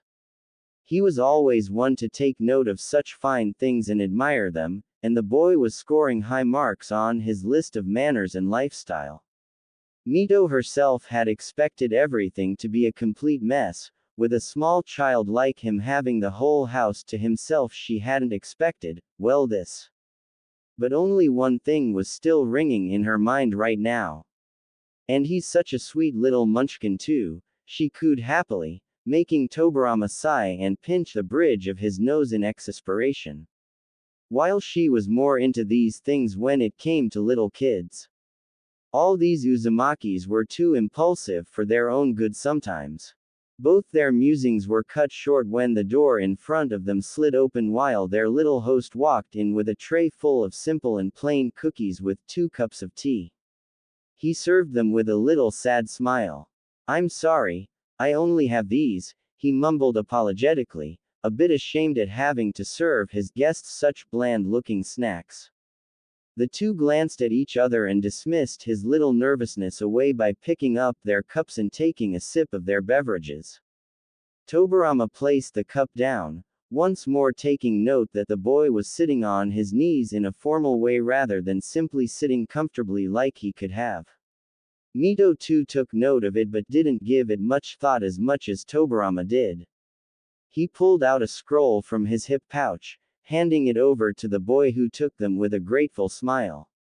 "That contains all the learning material you will need for the academy," he stated stoically, dismissing the boy's question with his answer even before it could be brought out of his lips. Naruto nodded hesitantly, not quite understanding how a little scroll like this could be all the learning material he would need for the academy. Did they really teach so little at the academy? Was all his innocent and naive 6-year-old mind could perceive at the moment. He unfurled the scroll slightly only to frown even more in confusion and looked at it inquisitively. He couldn't understand even in the slightest what this was. Maybe they would teach him another language in the academy. Mito let out a soft sigh seeing the boy looking at the scroll a little calculatively yet with a firm confusion now marring his face. She couldn't believe that Tobirama could imply that the boy really knew what a storage scroll was when he hadn't even had a single day at the academy yet. She looked at him with narrowed accusing eyes while he stared back at her impassively, not quite understanding what her problem was. She turned her eyes back to the blonde who had finally given up on trying to understand the scroll and was rolling it back up. "Naruto," she called out, making the boy perk up and look at her questionably. She smiled seeing his wide baby blue eyes. They were such an exotic color and he looked so adorable with his narrow Uchiha features enhancing them so much. "Come on over here." She patted the space by her side.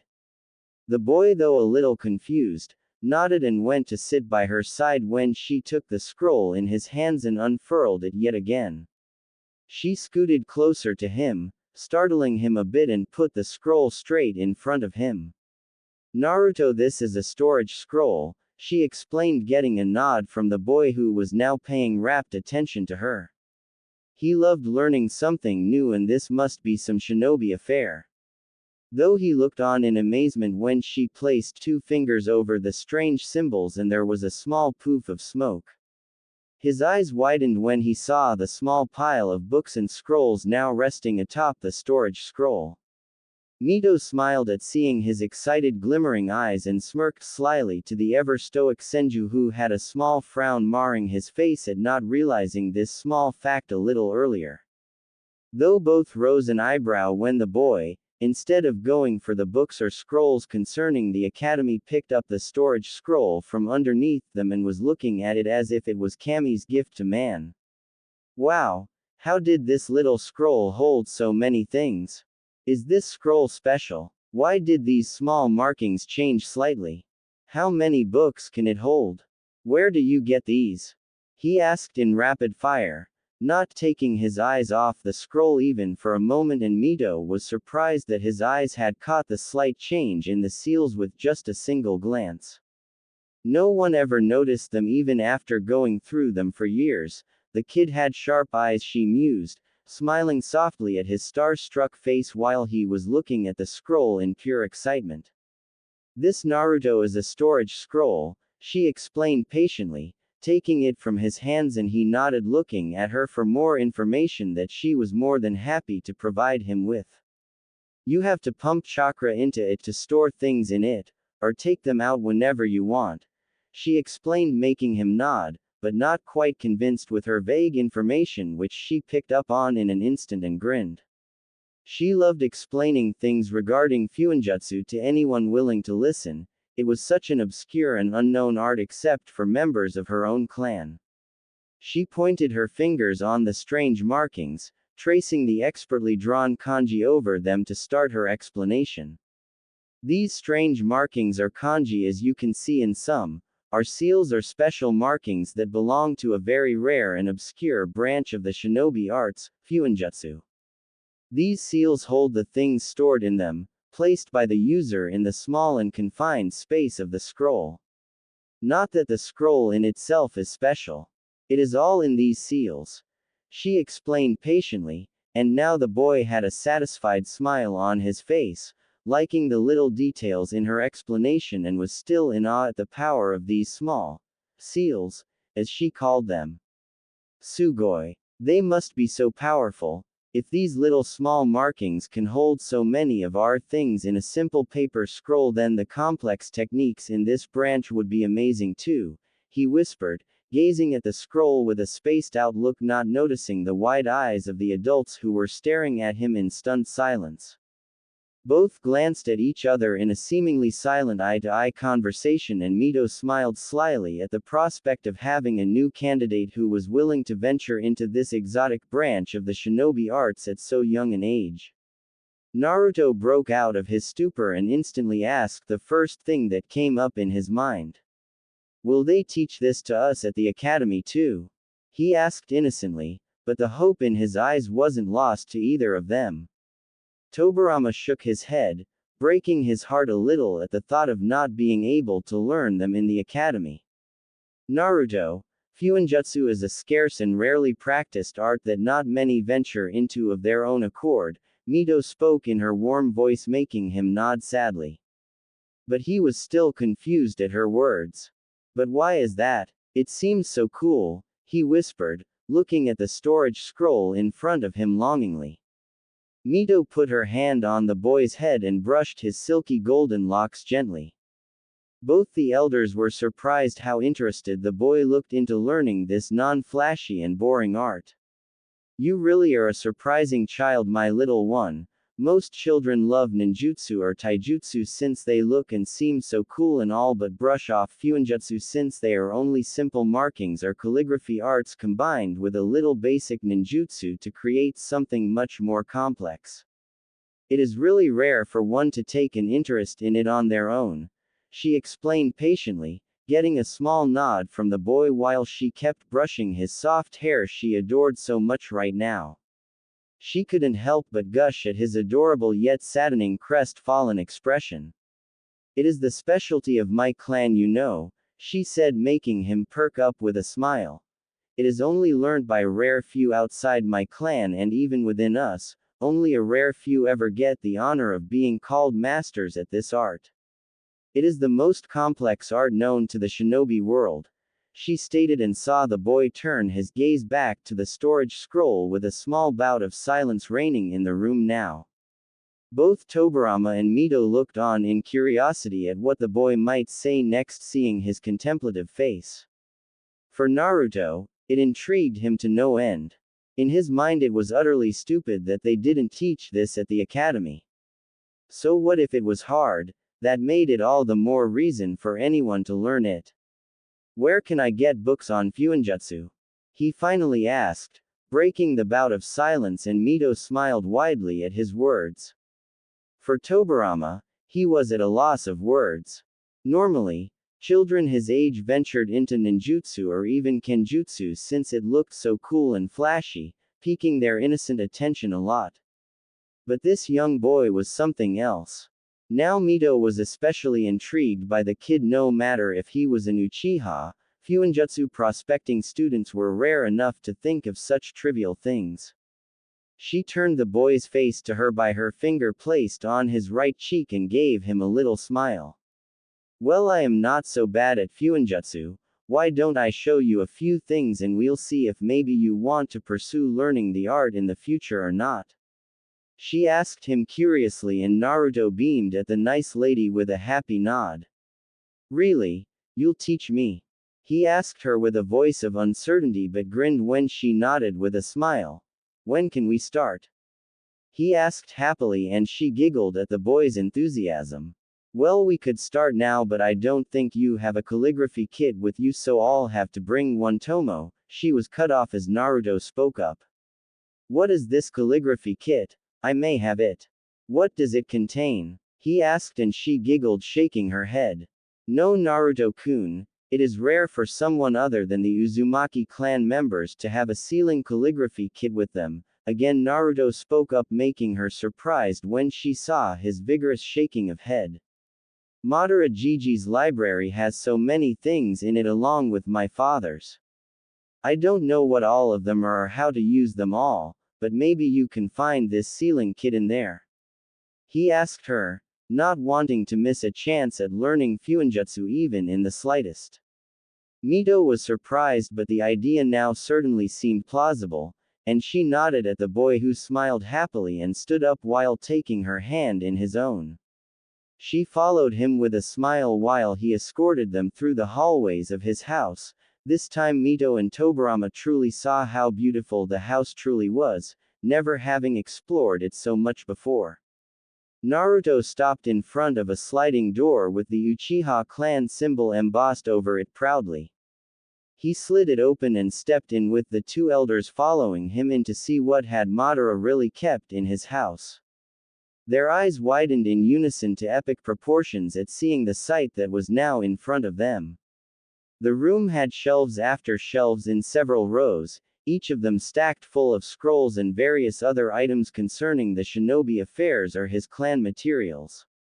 Tobirama turned his eyes to the right, to see the last row stocked full of weapons of all kinds, but two of them caught his eyes.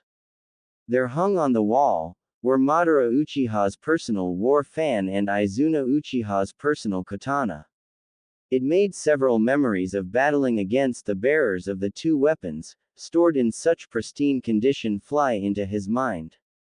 He walked on to the second row with scrolls, and saw them all arranged in several sections of nin, tai and genjutsu.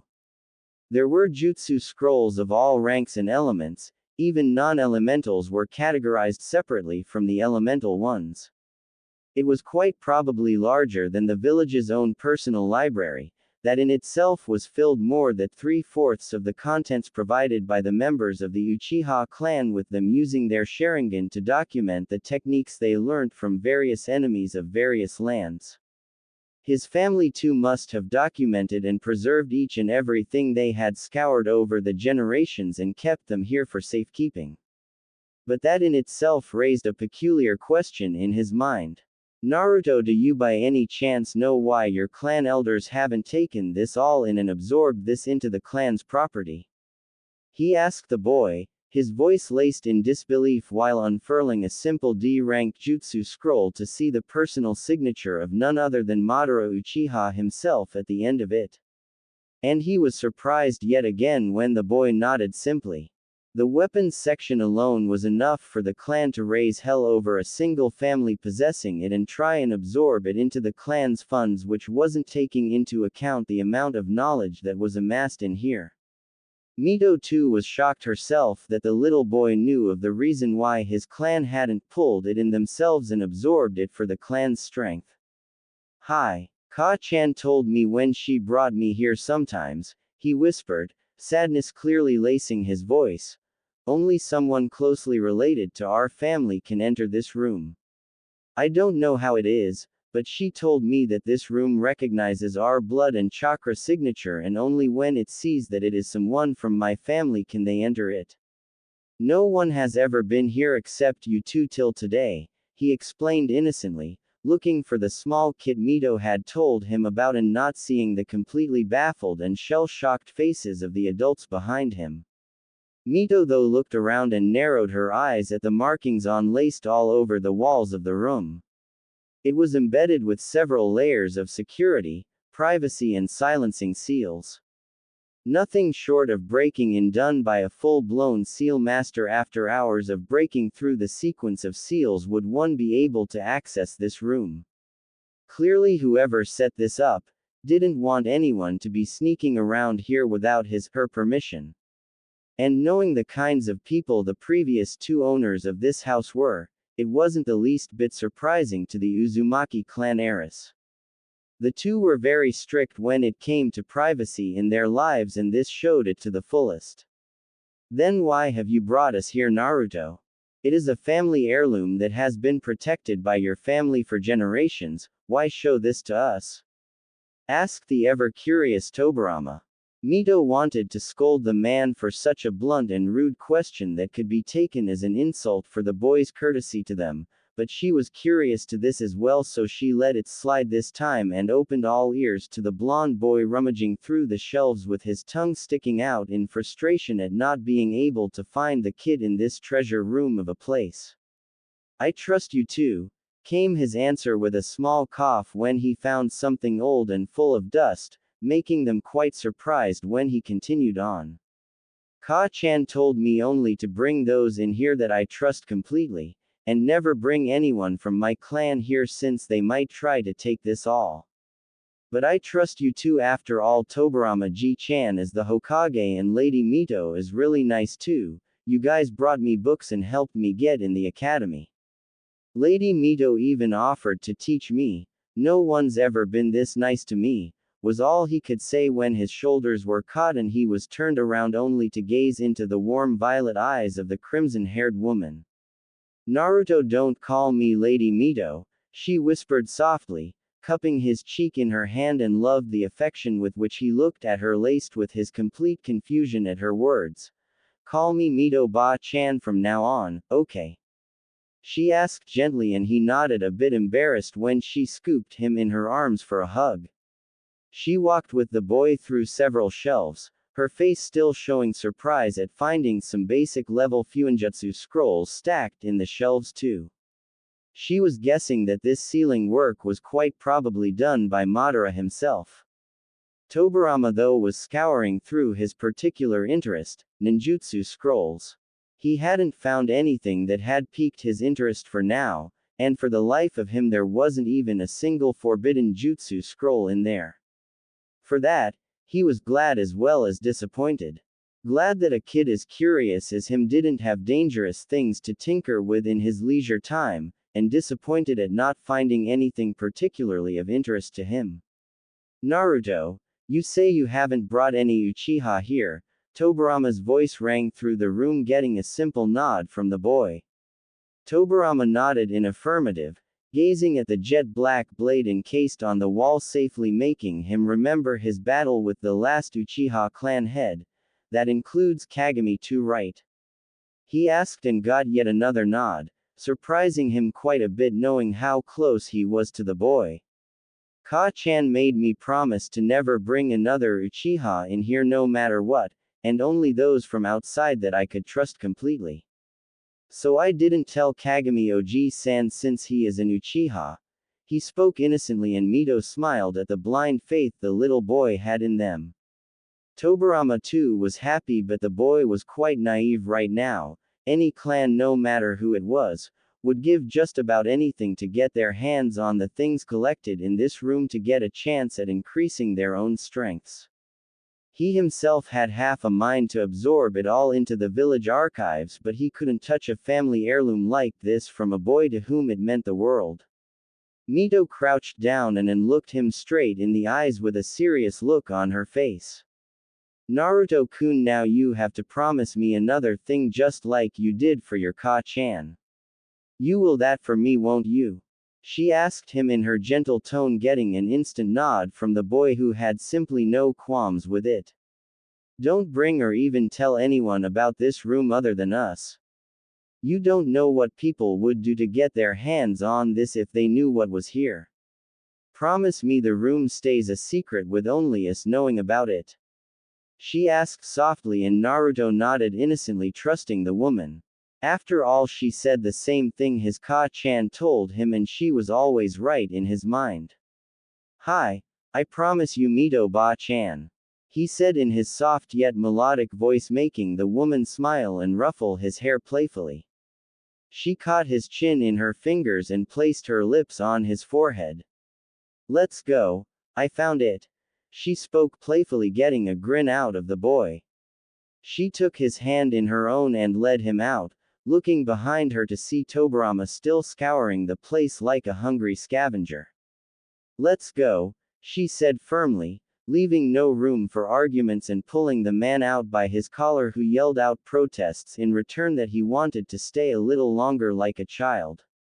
Tobirama followed the two with a slight slump in his shoulders at being denied the chance to learn something new, but his face lit up with a slight smirk seeing the two in front of him walking hand in hand. He stayed silent and cherished the two interacting in front of them silently. The boy's innocence and kind heart was really contagious. He had already wormed his way into his heart, and he already knew that Mito adored the boy with all her being.